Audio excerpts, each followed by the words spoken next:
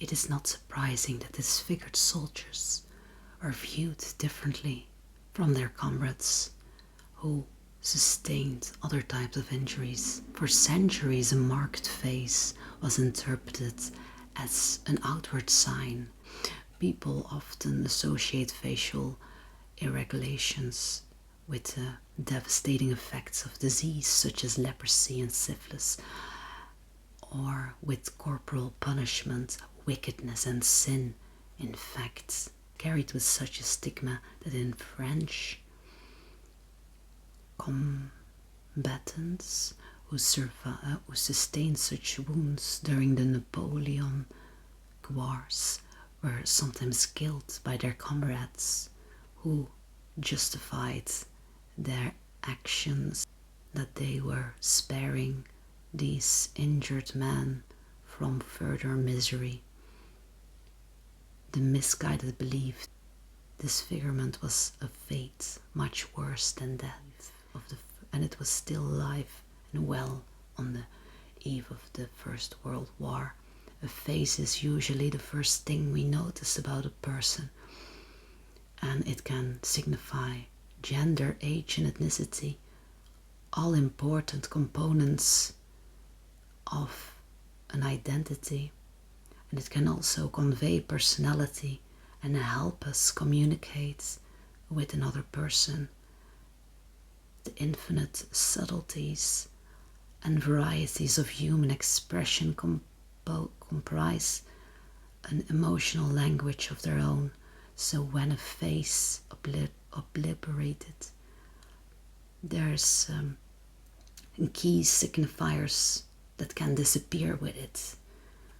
The importance of a face can register, or feeling or intent is even reflected in our language.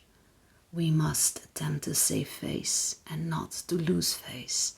If a person is trustworthy, their words can be taken on face value. A liar might be considered barefaced, bald-faced, or even two-faced. Someone might cut off his nose to spite his face, which brings to mind both metaphorical and literal disfigurement. The list goes on. Disfigured soldiers were often self-imposed isolation from society following their return from the war.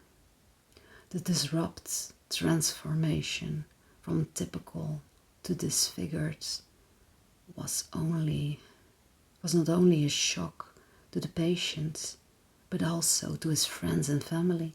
Fiancés broke off engagements, children fled at the sight of their fathers.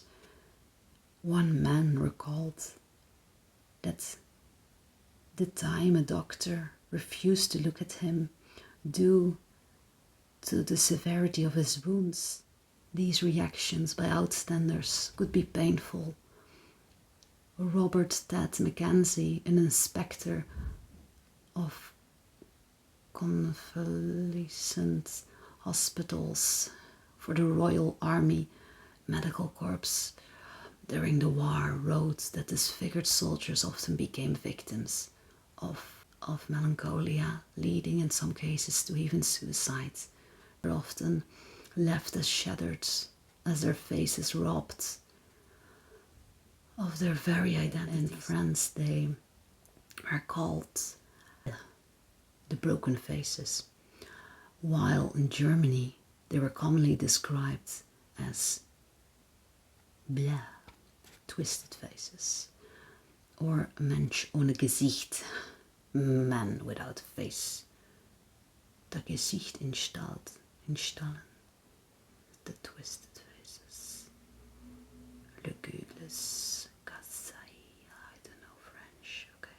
In Britain they were known as the loneliest of Tommies, the most tragic of all war victims, strangers even to themselves.